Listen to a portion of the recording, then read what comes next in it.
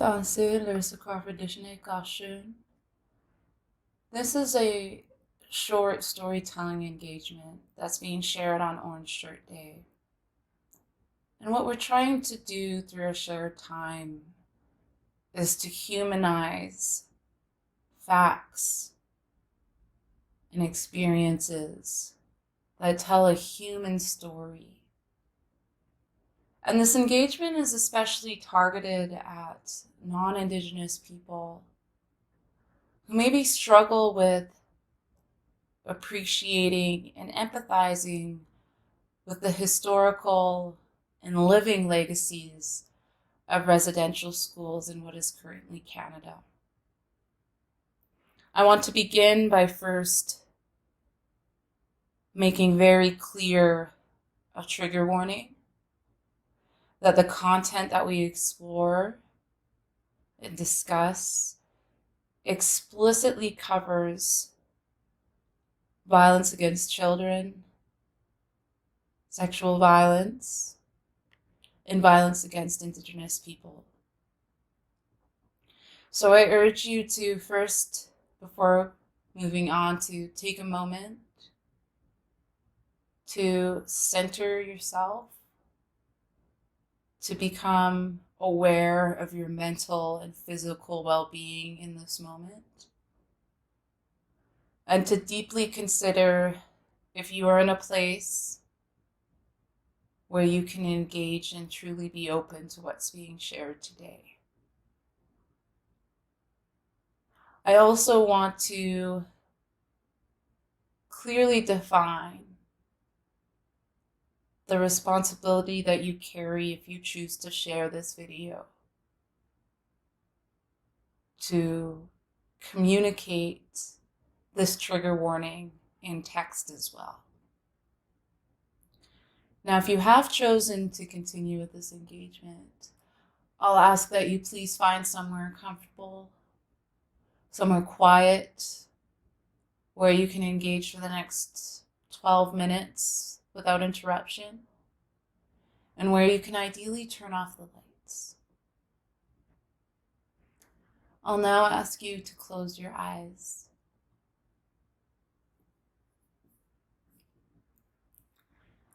Think of a child who's very important to you, anywhere between the ages of 3 to 18. Think about their personality.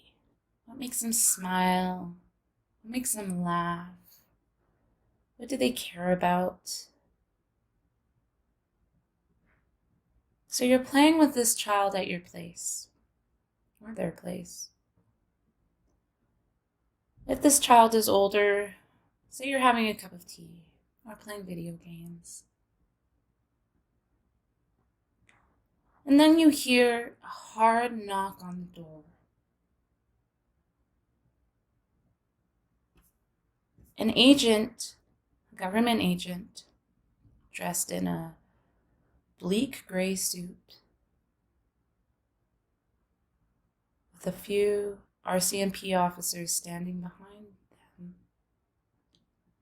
speaking a language you don't understand. And all you see is that they are forcibly taking this child. They're pulling this child's hair, their arms. They're shoving them into this big gray truck. What you can't understand is that this agent, they're telling you that you're not a fit person to be watching this child, that your language and your culture are dangerous to this child. So before this truck leaves, you run up to get a sentimental item for this child. This could be a bear, a blanket, a necklace, a diary, a photo. Something more significant than an iPhone or an iPad. They are taken to Pearson Airport, the nearest airport. They're loaded onto a plane with hundreds of confused, scared, crying children. They are flown to a remote community 10 hours from where you live. They are loaded off the plane in a single file line. They're taken in another gray, cramped truck, and they arrive at the boarding school. They are confused, they're scared, they're in this alien world faced with people standing tall with ghostly faces in strange, long, black cloaks. They're speaking a language they don't understand, and the buildings are bigger than they could have ever imagined. This child is filed into a room, and in a line of other children, they are stripped. Their heads are shaven, and all that they brought with them is taken. So that sentimental item that you ran over to get for them before they left, was taken and burned in a pile. You will not see this child for 9 months.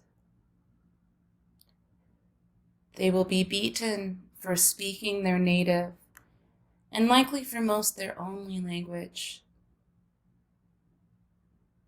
They will be purposely given a bad education, intentionally worse than the public school system. Their school will not receive funding for proper medical supplies and staff. So if this child falls ill, they will be quarantined without treatment. They will be forced to work in the fields and on the grounds, doing hard manual labor before, during, and after their school time. They will be fed rotten meat, if any at all. And if that food comes back up, they will be forced to eat it again. They will have been forced to join a school gang for protection from bullies and predatory staff. This child that was taken from you 9 months ago will return having experienced some of the most horrific kinds of abuse someone could be put through.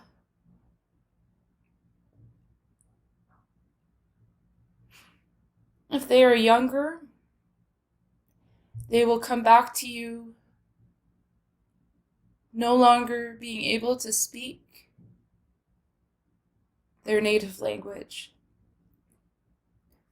They are older, they'll be cold, quiet to you.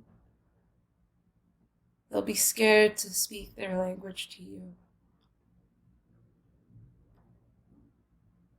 And when September comes back around after those few short months with them, the agents and RCMP officers will come back for this child. And this child will fight with their whole being. And after being taken again, their terrified screams will ring in your ears.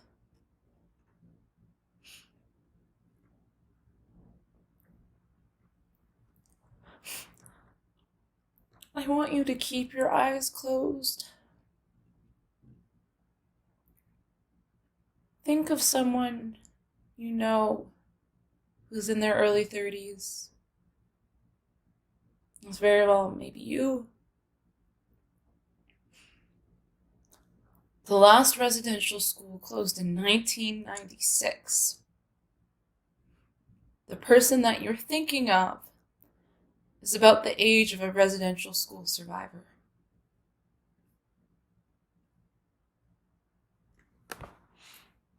Now I'll please ask you to open your eyes.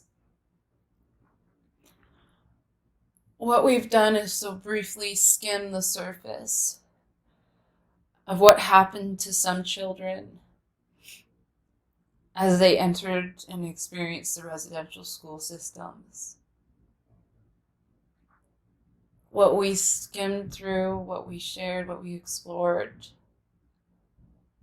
is one of the more fortunate cases where this child comes back. Every experience that was shared in this narrative comes directly from this book.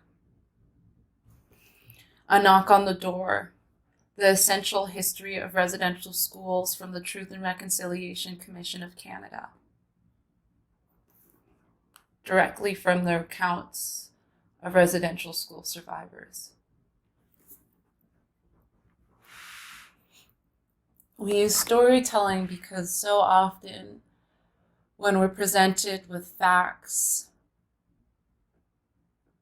every day, all day, we can become desensitized to the human story these facts are reflecting.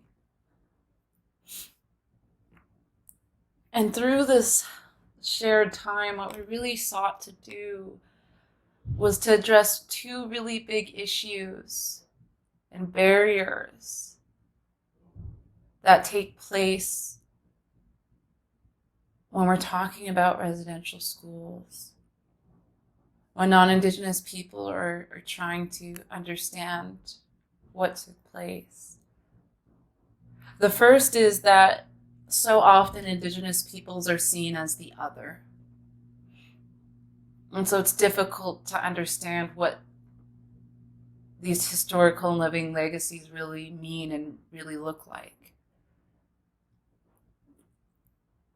A quote from George Fredrickson, I think, really articulates what I'm talking about. He said, "Racism originates from a mindset that regards them as different from us in ways that are permanent and unbridgeable. This sense of difference provides a motive or a rationale for using our power advantage to treat the other in ways that we would regard as cruel or unjust if applied to members of our own group."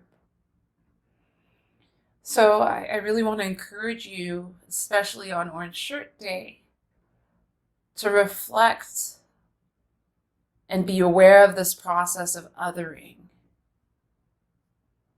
and to be critical about how you engage with the information that's shared. To be aware of how you feel when presented this kind of information. And to be, again, critical about how you regard Indigenous peoples as perhaps other. I also, through this narrative, sought to highlight an issue that, when speaking about residential schools, it's often situated in history in the past. And by acknowledging that some residential school survivors can be as young as their mid-30s, their early 30s, that the impact of residential schools is living today. Those legacies are alive today in the survivors and in their communities. And that this is very much our living history today in what is currently Canada. So as you continue with your day on September 30th, I really urge you to think about what is being presented through a lens of empathy and understanding the urgency of appreciating, acknowledging, and understanding what has happened and how we see, again, those legacies living today. And to situate yourself within these systems, within these legacies, perhaps your ancestors, your family, your role perhaps in othering, and to listen to the actions that are being shared today, the calls to action, the asks for donations. I really hope that you leave this engagement with those kinds of reflections, and that they lead to action with perhaps a shift in focus and perspective that we've been able to provide today.